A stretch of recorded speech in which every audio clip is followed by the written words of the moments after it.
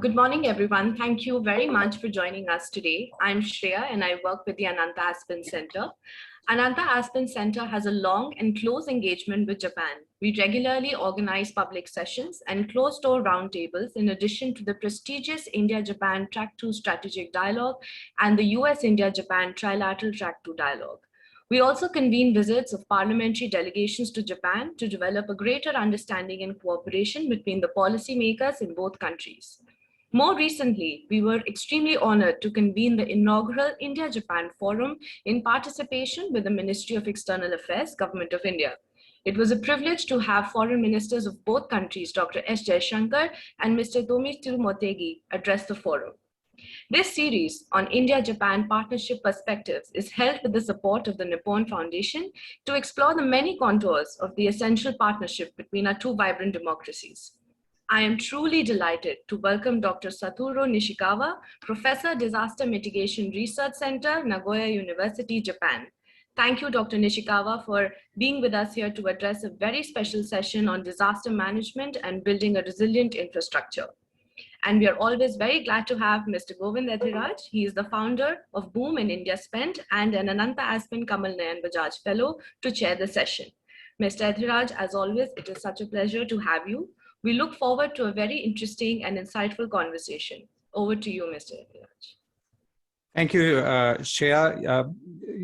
We are in the midst of very interesting and unprecedented times, particularly in India. I'm in Mumbai right now, western coast of India, in the state of Maharashtra, where we've been seeing unprecedented weather conditions, floods, loss of life and property. We've seen this time and again. And in some ways, this is maybe it's a way of life to come. And the question, of course, is, are we prepared for it? How prepared are we for climate-led events or generally disaster events which are maybe do not show any synchronicity with past events or past passages of time?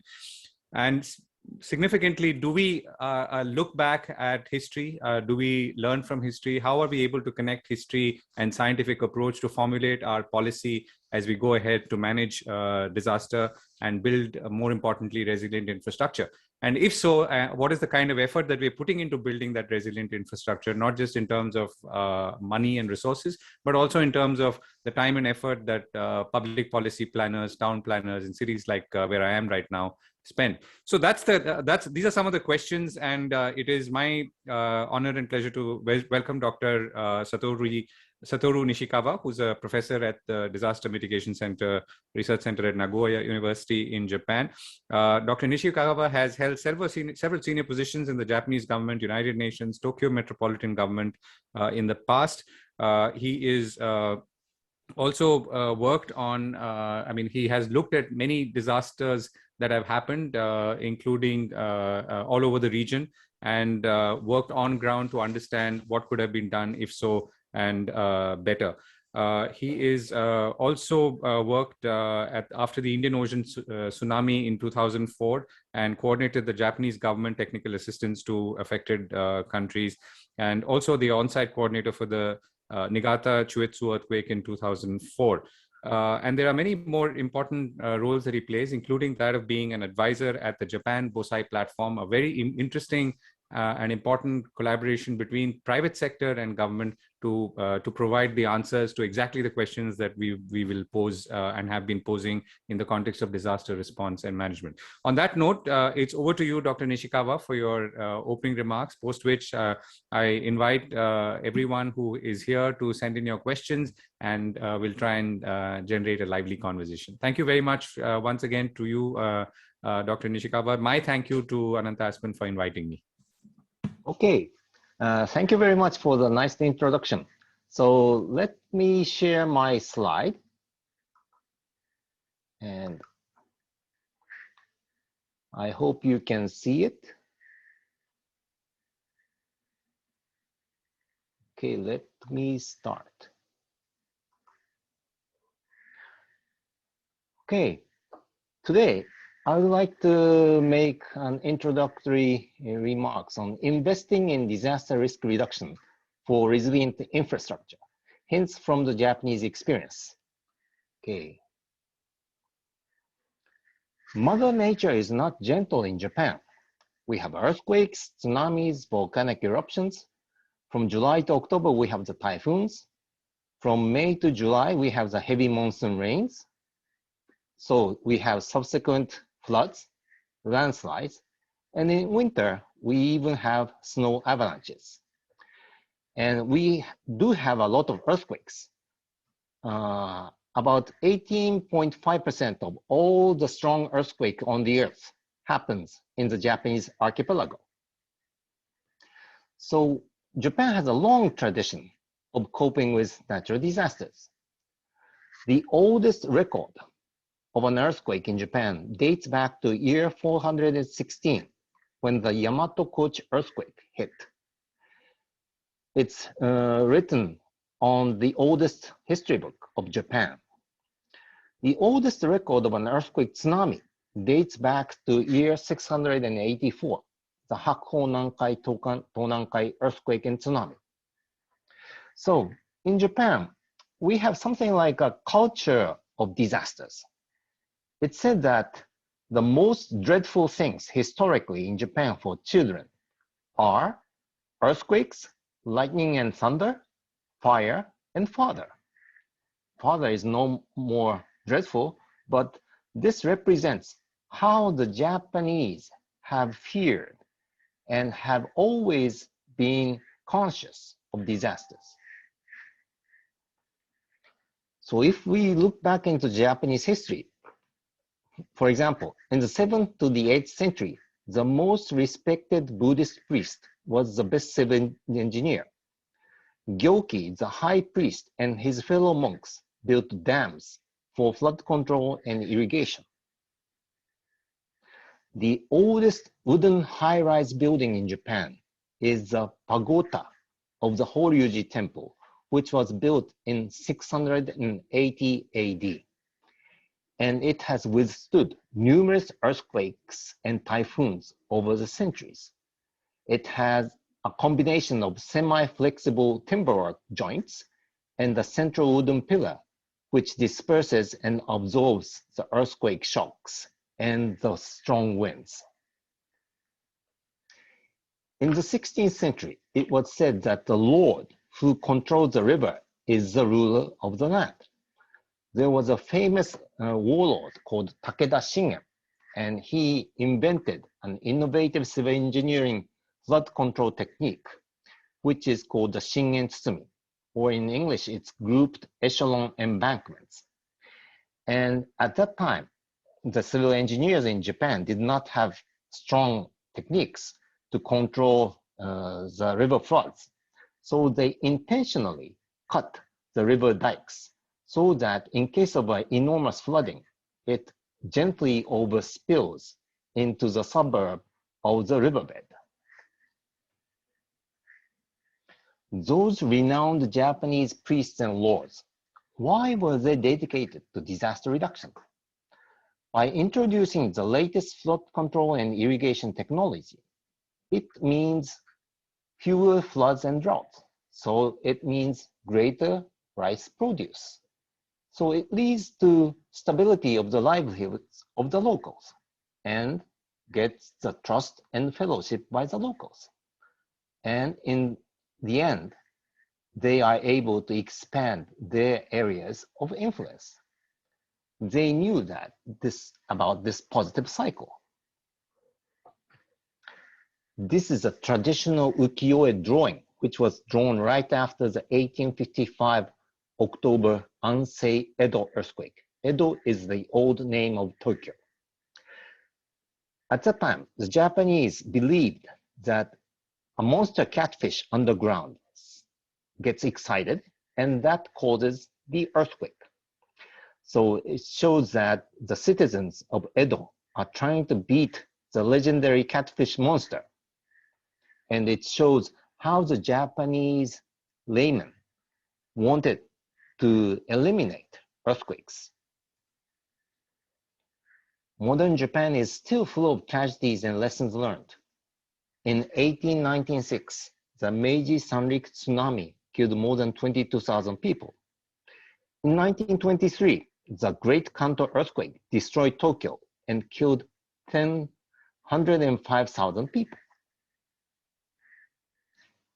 This is a graph showing the casualties by natural disasters in the last maybe 70 years. Now, you can clearly see that there are 3 epoch-making events. In the 1940s and 50s, Japan suffered heavy damage from typhoons. It was right after the end of the World War II, when Japan was in the ashes.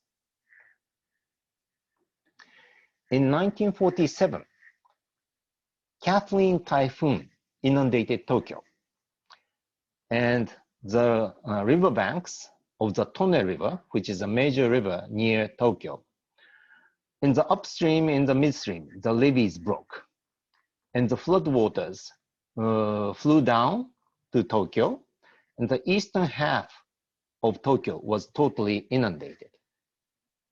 And this was a very big shock for Tokyo, which was already half burnt down by the World War II. And this was a wake-up call for flood protection of urban areas in post-World War II in Japan. So because of this enormous typhoon damage, the Japanese government started a plan for protecting the urban areas.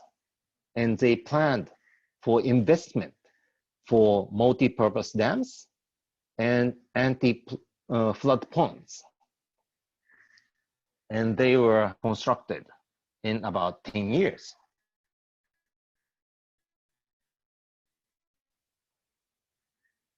Typhoon, which hit Nagoya in 1959. It was an enormous typhoon. And this typhoon landed midnight. The flooding from upstream and the high tide and storm surge from the sea sandwiched the low-lying areas of Nagoya and resulted in huge casualties. And this was really the first epoch-making turning point. And the Japanese government seriously considered how to cope with disasters. And they came to a conclusion that they have to change the response-oriented approach to a more of a preventive approach, and from an individual approach to a comprehensive multi-sectoral approach, also to invest for disaster reduction. 2 years after this enormous typhoon, the Disaster Countermeasures Basic Act was legislated. And this enabled investment for disaster prevention, investment for flood control and land conservation, investment for meteorological observations, investment for emergency telecoms. Also on this occasion, the 1st of September was designated as the National Disaster Prevention Day. And thanks to these efforts, we were fairly able to control and decrease the typhoon and flood casualties. Maybe you know that Mount Fuji is the most beautiful and highest peak in Japan. Because of its beauty, it was worshipped as God in the Japanese culture. But because of the damage from the Ise typhoon, Japan Meteorological Agency made a good argument that instead of worshipping the mountain as a god, let's mount a meteorological radar on top of that mountain. And this was a very good way to increase the accuracy of typhoon prediction. Next comes the earthquakes. Japan has a lot of earthquakes. And every time these strong earthquakes happened, Japan's anti-seismic building codes were made. But in 1995, Kobe was hit by a very strong earthquake, magnitude 7.3. And this was the second epoch-making turning point. The city of Kobe was really destroyed, and more than 6,000 people were killed. There are many lessons from this earthquake. The first lesson is the collapse of old houses built before the latest building standard was the main cause of death. Approximately 5,500 people were immediately killed by the earthquake. And in Japan, whenever there is a major disaster, a surgeon general will do the autopsy and report what was the cause of the death. And it turned out that 83% of the deaths were killed within 15 minutes. So it means that no matter how quick the rescue teams arrive, you cannot save them. So to save these people, there is a need to ensure building safety. So how to enforce the existing old weak building was the key. So in 1995, a new act on seismic retrofitting of existing buildings were made. Also, public awareness campaign on housing seismic safety were done. Second lesson, the delay of first response due to the lack of information at the direct hit Kobe city. Because this earthquake damaged local government headquarters, so the local government command was initially paralyzed. So it took a long time to really grasp the entire image of the damage. But I should emphasize that the biggest lesson is the lack of earthquake awareness in Kobe and Hyogo. People, including the local government officials in Kobe and Hyogo, erroneously thought that they will not experience earthquakes.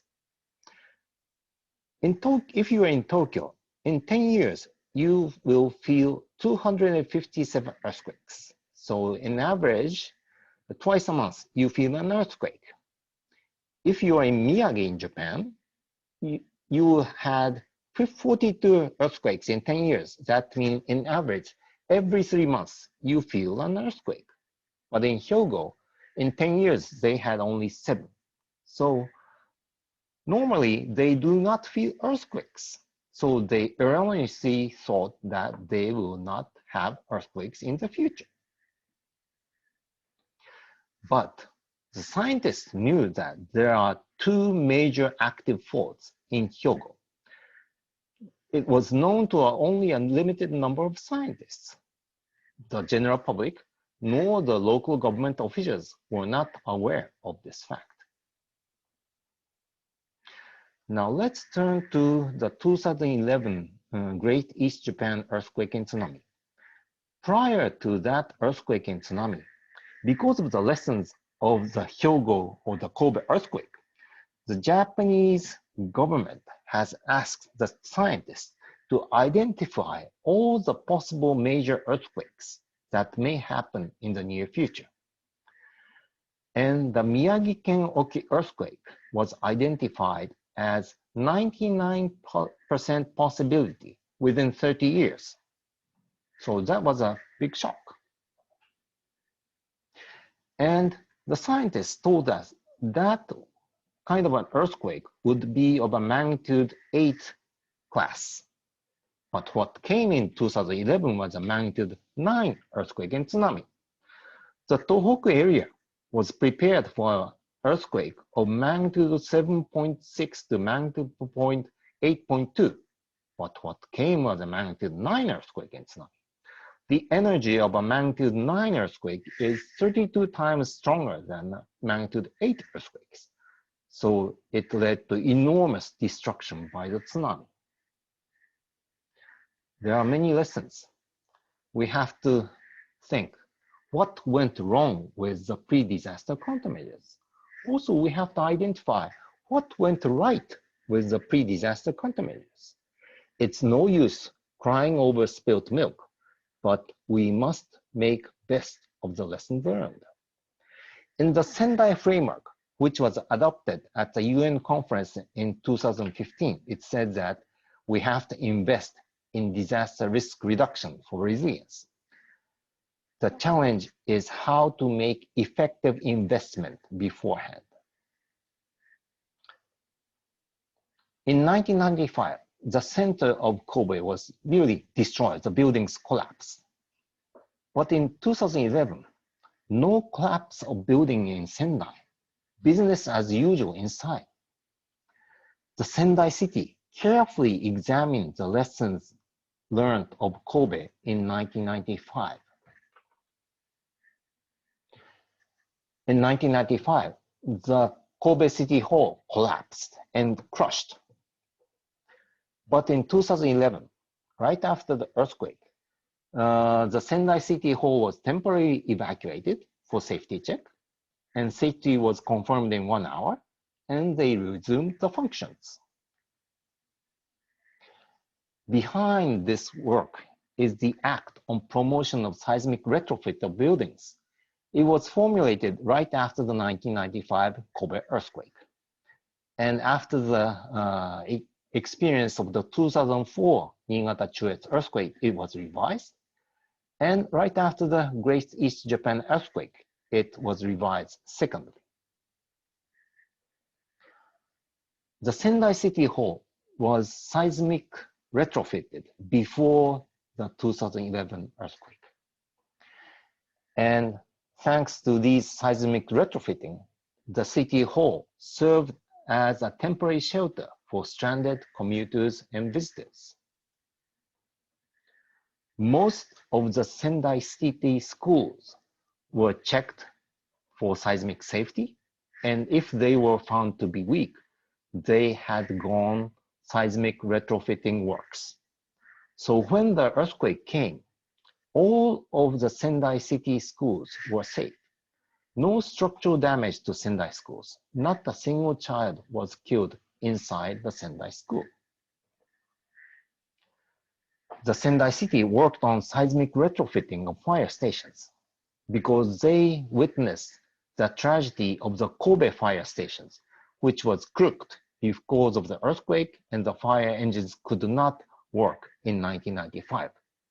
So when the earthquake came in 2011, all of the fire engines of Sendai City Fire Service immediately were able to start.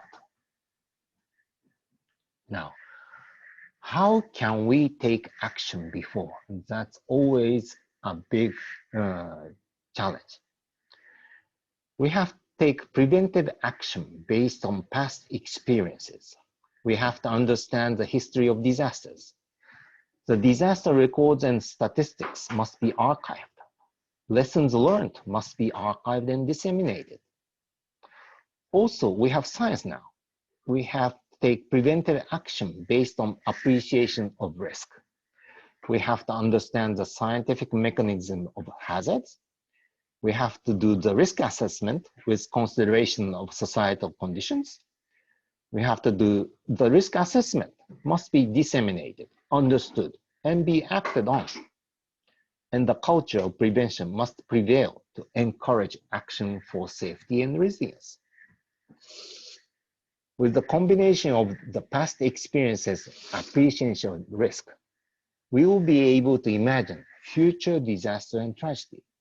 What if your house collapse, school collapse, hospital collapse, bridge falls, or road blocked? And with the knowledge of effective preventive methods, we can invest and take action.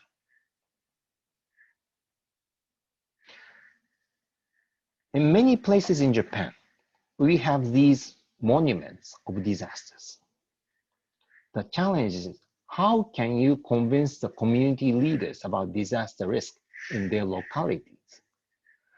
The left is the monument of the 1923 Kanto earthquake, and it represents the children who perished in the earthquake. The right is a stone monument in Miyako City, which experienced the 1933 tsunami. And on this stone monument, it says that no house should be built below this level. Now, let's question, why did our ancestors leave these historical assets for us? There is a village called Fudai in northern Japan. And once there was a village mayor who was really conscious about tsunami disaster because his village was destroyed twice by the tsunami. So he insisted to build a strong water gate which can repel future tsunamis. And when he was working on this big project, he was criticized for making such a huge investment for a water gate. But when the 2011 tsunami came, thanks to his very stubborn efforts, this water gate repelled the tsunami, and all the villages inside this water gate was safe. There's a famous proverb by a Japanese scientist, Terahiko Torada, who investigated the damage by the 1923 Great Counter-Earthquake. And he said that natural disasters will hit us by the time people have forgotten about it. Thank you for your attention.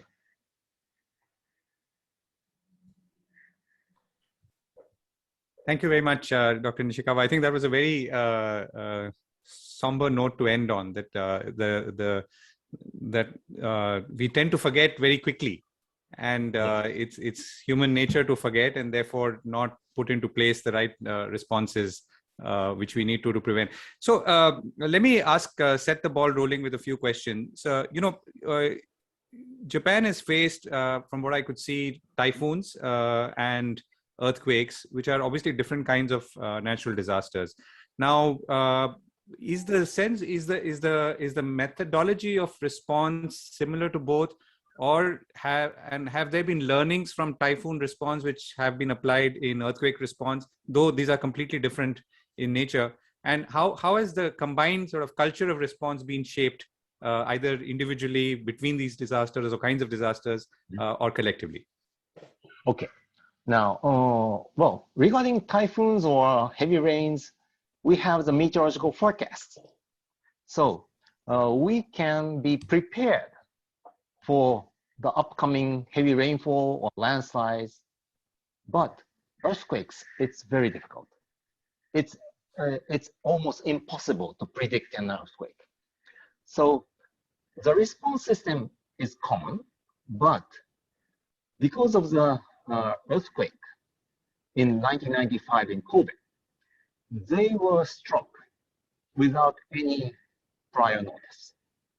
The people in Kobe, they were prepared for typhoons or landslides, but they were not prepared for earthquakes. When the earthquake came, nobody was on duty in the local government offices. So that was a big problem. So it delayed the initial response. So because of the lesson of the 1995 earthquake, we have tried to combine the response of the typhoons, flooding, and the earthquake as well. Now it's more combined, yes. Right, and when you look back at disasters, I mean, you've covered this in your presentation, but and you talk about the epochs. It seems to me, as I hear you, that Kobe seems to be the more defining turning point in terms of response than many other previous natural disasters. Is that a correct? Is that a correct representation? Yes, I think. Well, the 1959 typhoon was enormous, and it really changed from a response-oriented approach to a preventive approach. Prior to that typhoon, most of what the government did was to provide blankets and emergency food to the affected people. But because of the enormous damage, they found that no matter how you provide the blankets or the tents, it doesn't save people. So they decided to really invest for pre-disasters. So that was the first epoch. And the Kobe was really another epoch because it really hit a major city without any prior notice. Right. So if you look at 1959 and 1995, then these two events, the Isewan typhoon and the Kobe earthquake, seem to be the pivotal points around which response has been shaped. Now, the question I'm actually trying to ask is it also to do with, let's say, the political leadership and their awareness or their proactiveness, which was responsible for the policy response that you talked about after 1959, or for that matter, after the Kobe earthquake much later in 95? Of course, right after these two major disasters, there was a big argument in the parliament. Now, what should have the government have done? Also, in 1995, there was a very strong criticism against the prime minister at that time because he was so late in response or so. And because of these two lessons, now, starting from 2001, we have designated a specific Minister of State for disaster management. And this really upgraded the Japanese political response to disasters. Nowadays, when we hear from the meteorological agencies that there's a very strong typhoon approaching Japan, the Prime Minister sometimes convenes an emergency meeting before the landfall of the typhoon. So it really changed from a receptive attitude to a more of a proactive attitude of the political leaders. Right, and could you tell us a little more about the Ministry of Disaster Management and how is it staffed for those here who want to maybe take away some insights? Yeah, we don't have an exact ministry. We have a Minister of State for Disaster Management who is responsible for coordination of various line ministries' actions. So let me share my screen once again so that I can show some ideas. Okay. Oops. Wait a minute. The point I would like to emphasize is that we need various elements to really decrease disasters. And in order to do that, we have to have a combination of various efforts. So wait a minute, please. I'm trying to put my good slide.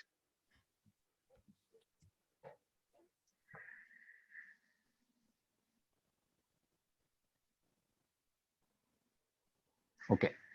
For example, if we want to have earthquake safety of housing, we have to have the knowledge of seismology, seismic engineering, but not only that. We have to have the public acceptance of value of safety, and we have to have the local architects and masons to duly make safe buildings. So we need numerous efforts, and we have to have a combination of these various elements for safety. And somebody has to bundle together these elements. And I would say that kind of the elastic band is needed to bundle these elements.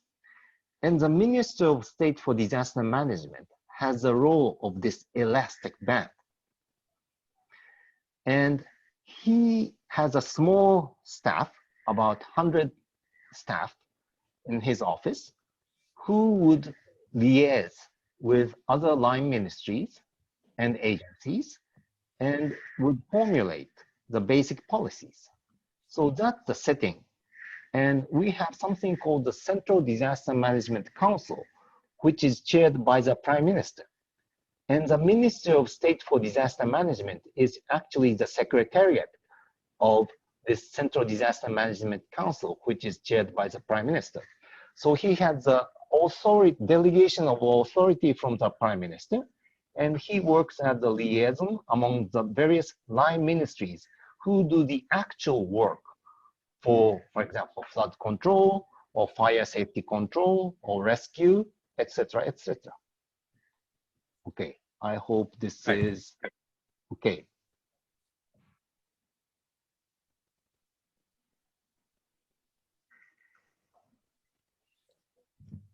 Right. So you gave the example of Sendai, which was hit by a 9 level on the Richter scale earthquake, which was higher than Kobe, but actually did not see any casualties or even destruction the way we saw in Kobe. So the one reason, as you explained, was because there was so much of investment in retrofitting and retro. So I mean, how is retrofitting scoped out? So earthquake, maybe it's a little easier to define, or maybe even if it was not an earthquake that you're preparing for. And secondly, who bears the cost and how is that apportioned? Well, first of all, the cost is borne by the building owner.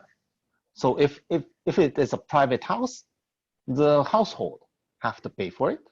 If it's a private office building, the building owner has to pay for it.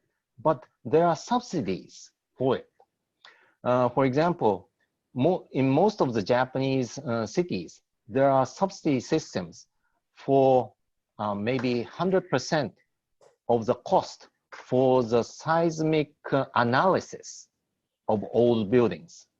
If a house owner wants to check whether his house is safe or not, he can ask for subsidies made to cover maybe 90% or 100% of the cost of the analysis.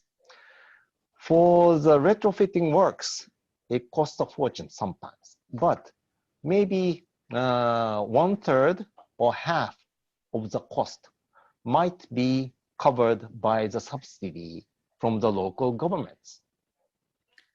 Right. And I'm sure even in Japan, like in any other country, you'll have some regions which are well-to-do, some regions which are not so well-to-do. So how does but maybe the regions which are not well-to-do are more disaster-prone. So does the government step in more actively there? What if the person or the individual says that I cannot afford it? Well, right now there's a very new system called for the seismic retrofitting. For example, major movie theaters or shopping centers, which were built before the 1981 standard, they are all obliged to do the seismic safety checking and disclose the result to the public. Major hotels as well. Now, what happens? So if a very traditional hotel is there, and they have to check their seismic safety, and they have to disclose the result. Now, if that old hotel is found to be very weak against earthquake, they have to show it to the public. Now, the tourists, do they want to stay in that hotel? Probably no. So that's a kind of a stick. Incentive. Yes. On the other hand, the major cities have prepared subsidies for these hotels to retrofit, maybe 1/3 or 1/4 of the cost. So with the carrot and the stick, they can make them to rebuild or retrofit the hotels. Right. So that kind of a system works. Right. And this is in some ways a top down. And you also referred to very interestingly about the bottom up approach, working Yes. with community leaders, building monuments, Yes. which create a sense of memory, history, and then response. So tell us about how, what could we do in India, for instance, along similar lines, if we were to look at bottom up solutions and approaches as well? Yes. And in Japan, we have something called the Ichinichimae project. It means the day before the disaster project. And I started this in 2005 when I was working in the cabinet office. And we tried to interview people who have experienced major earthquakes or floods, or who have responded for the reconstruction. And we visit the affected places maybe 5 or 10 years after the event. And we ask them a question. What would you do if you were back the day before the disaster? And they will start telling us how they have suffered, how they regret that they have not done something right, and how they have really struggled to rebuild. And we edit these very impressive stories into a short, I would say, short story. And we add an illustrative picture, and we use it for the public awareness programs. Because there are so many, nowadays in Japan, there are so many teaching materials for children about disasters. What is an earthquake? What is a typhoon? So children, they are very good. They listen to what the teachers say or the parents say. But the problem is the adults. They are very busy. They are stubborn. They say that they don't have time to listen to these preaches. So we have tried to make these new materials. So we have more than 800 stories. So it varies from a housewife, a worker in the office, a worker in the construction industries, so many variety of experiences. And we use them for public awareness programs. So what your neighbors or your friends would experience in a disaster, that would make a sense of, I'll say, reality to the people. Also, I had a chance to interview a local mayor who responded to volcanic eruption. And he honestly confessed that when he heard the first news of an earthquake induced by volcanic eruption, he was drinking in a bar. And he was heavily drunken. And when he was asked to come to the office, he was not able to stand on his feet. And he confessed that mayors should not be over consuming alcohol. And this was very impressive material for the similar mayors to be prepared for future disasters. People who hear about stories similar to their circumstances, that would make them think seriously about things. So Right. that's one. Yeah. Another thing is to use the local history. Especially people are concerned about the local history. And if you can find some records of disasters in that locality, that would convince the local community leaders or the mayor that they also have to be serious about disasters. And I'm sure India, with a long history, you must have various local stories or local monuments. And if you can try to find the evidence of disasters, that would be a very convincing material for the local leaders. Thank you. Right. I'm going to come to a couple of questions on the Bosai platform. But before that, let me take some questions that have come in from our audience. Vartika asks, natural disasters are not gender neutral. How do you see women participation and women leadership in disaster management and building resilience? Yes, you're right. Especially in many cases, the women have the heavy burden because they have to take care of the children. Also, they have to think about how to make their livelihoods. And especially single mothers are very in a difficult situation. And recently in Japan, we have recognized this problem. And we are trying to especially alert the local governments to be more conscious about this topic. Thank you. Charu Jishnu asked, we've seen extreme weather attributed to climate change in the last few weeks. And again, I'm sure Charu might be in the part of India that I am, causing several calamities. How do you think the fight against disaster management and climate change converge? Yes. Now, let me point out that the climate has never been stable in the history of the Earth. We only have about 100 years of a modern meteorological observation. 100 years is only a glimpse of time from the Earth's history. So we have to always bear in mind that climate is never stable. And it means that we are always facing new challenges. So, but we also have to be conscious about future fluctuations of the climate. So climate change and disaster management is always closely linked.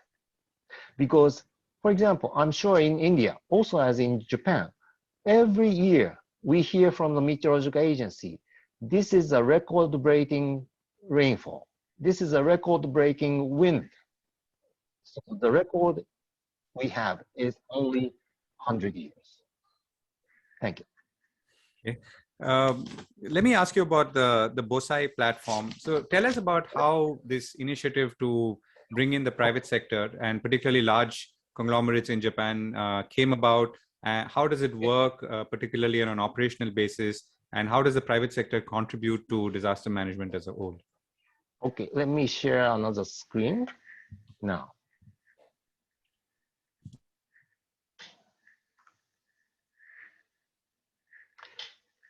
This is a recent advertisement which came into my newspaper post. And it said that it's an advertisement of a seismic house retrofit in Japan. And it said that roof tiles, light and strong roof tiles, dampers on the columns, and this makes your old house very strong. And it shows that the people's demand for earthquake safety creates new supply of affordable engineering methods. So we have to create a good win-win with the private sector. If risk reduction is regarded as reliability and quality, if the public at large appreciate the added value of safety and resilience and understand the science and technology behind the scenes, the additional cost or the additional expenditures for risk reduction would be regarded as investment for added value. Now we have the latest scientific and technical knowledge. Now, if we can have the good incentives to apply the science and technology, and if we can raise the personal interest and induce individual action, the investment for resilience and DRR would be mobilized. Now, under these ideas, the Japan Bosai Platform, it's an association of Japanese private companies with leading disaster risk reduction solutions. And it's a public, private, and academic partnership. And we have more than 100 plus members of companies, which has a very wide variety of commodities or services which would make our society safe. Some of them are engineering companies, some of them are mapping companies, some of them are really construction companies or sensor companies as well. And we thought that the real application of the latest science and technologies can be only done by the individual companies. And they should not be, I would say, alone. There should be a better combination to make the science and technology more useful to the general public. So now the Japan Bosai Platform as a, I say, kind of a convener and a catalyst to bring together the various expertise. They have now something called the solution database. For example, if let's say a city wants to do something about the flood control, they would be able to propose the combination of this company's knowledge, that company's technique, and this company's communication tools. And by having the combination, the city may be able to find better solutions. So that's the idea. So instead of having the individual commercial activities, by combining the various, I'll say, good things, it would add value to reduce disasters. So that's the explanation of the Japan Bosai Platform, which I'm serving as a voluntary advisor. Thank you. Oh, you're muted. Yeah. And I'm sure that's a good example for some of our industry bodies to build on. I mean, they already do a lot of work in and around environment and environmental response, but this is a good. So, and I think your point about Japan Bosai also leads me to the next question, which is from another attendee who says, asks how important is applied research and innovation in disaster management, and how can India and Japan partner in this? Yes, yeah, you're right. Now, I would like to emphasize the important thing is that in the university research rooms, the latest technologies are there. But the important thing is how can they be applied to the normal life of people on the ground? For example, if we have the latest seismic engineering techniques, unless they are reflected in the apartment houses, it really does not save people's lives. For example, now we have the meteorological observation by the meteorological satellites. That imagery have to reach the people or the local government headquarters in the low-lying areas. So there has to be a good, link between these, the latest scientific and technological knowledge, and how can they be reflected in the daily life of the normal people. So I would really like to emphasize that point. On the other hand, people tend to be unconscious about disasters. So they should also be aware of the potential danger, and they should also know that there are already existing techniques to help them or save them in case of major disasters.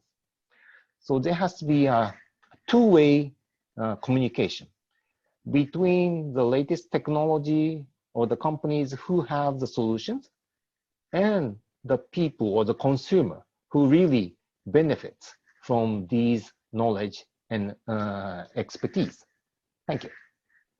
So, oftentimes citizens tend to blame culture, systems in a very generic sense. Oh, we can never change because we are not built to do this, or we don't have a culture of thinking about others, or we don't have a culture about thinking about tomorrow. Is that true from your experience? Is this a matter of culture, or is it something that can be imparted or taught, and people be made aware of what their new responsibilities are in this era? Yeah, I think that's human nature in any country, I'm sure. So that's why we are trying to do various public awareness programs. And one example is the Ichinichimae, or the day before the disaster project, which I started. So how to make people conscious about various things is important. But I always say that, for example, 30 years ago, when we were in an automobile, we did not wear seat belts. Nowadays, everybody wears seat belts. So that's a very simple, but a very effective way to save people's lives. Seat belts. 30 years ago, it was not popular, but nowadays it's common sense. So if we can have the similar step to propagate the idea of disaster safety we would be able to save future lives. Thank you. Right. And you know, tell us a little more about the 2011 earthquake. And you know, you joined government in 1982, and subsequently you were working as a senior disaster relief coordinator officer in sorry, you joined in 82 and joined as a senior disaster relief coordinator officer in 1992, 10 years later. This happened in 2011, so you would already been in disaster management, but this was the biggest ever to hit. What did it teach you, and what did you how did it, I mean, what is the impression that it left behind on you? Yeah, the biggest challenge was that we were prepared for magnitude 8, but what came was a magnitude 9, and that was really difficult. And well, I would say that we were fortunate that we were prepared at least for a magnitude 8 earthquake. If we did not prepare for a magnitude 8 earthquake, the damage would have been much heavier. But we really felt the limits of the modern science. But from the fact that even if it was a magnitude 9 earthquake, there were many good pre-investments which saved lives. So it's always worth doing the effort for preventive action. Yeah. Right. Okay. Let me bring in one last question, Professor Subrata Ghosh. These days, many disasters, particularly in the environment, are not country specific, and you've seen that with the tsunami as well. How is the global population being prepared for disaster mitigation, and what are the problems here? So let me supplement that question as well. So in a way, while you could prevent disaster from affecting you and your country, but if everyone around you is affected, then everyone suffers. I think COVID is a classic case. Till the virus is completely removed, all of us are going to continue to suffer. Yes, and I really would like to emphasize the importance of international cooperation. And we have to learn from other countries' experiences. We do not need to wait for every country to experience the tragedies. We should really share the experiences. We can learn from the India experience. India can learn from the Japan experience. For example, when the Indian Ocean tsunami came, we really made a massive educational courses for the tsunami affected countries regarding tsunami early warning systems. And I'm a very strong believer of these international cooperation for disaster reduction. And maybe some of you may know that in 2015, there was a big UN conference on disaster risk reduction, which was held in Sendai after 4 years after the great earthquake and tsunami. And something called the SFDRR, it's called the Sendai Framework for Disaster Risk Reduction, was adopted by the UN member states. And it shows a kind of a common guideline for all the countries to follow in order to reduce future disaster risks. So really, we need to have more international cooperation, more international exchange regarding disaster reduction. Because if we can reduce disasters, then we would be able to have more sustainable development. Thank you. Right. We've almost run out of time, Dr. Nishikawa. Just maybe one last question. As you look ahead, when you look around the kind of investments that are being made, the level of awareness about disaster management and building resilience, do you feel optimistic? Do you feel we have a long way to go? When you look around the globe, that is. Yes, we have a long way to go, but the awareness is there. Especially with the COVID-19, we all recognize the Earth is one. And we really recognize that we need more international exchanges. And I think we have better hope. Thank you. Right. Dr. Ishikawa, it was a pleasure speaking to you. Thank you very much for joining us today, all the way from Japan. Your insights in history, on urban planning, governance, all have been very, very critical in providing fresh perspective in this area, which is very critical. And hopefully we too will take away and learn and implement some of the many suggestions that you put forth. Thank you so much for joining us today. Thank you very much. Thank you. Thank you. It was my pleasure. Thank you.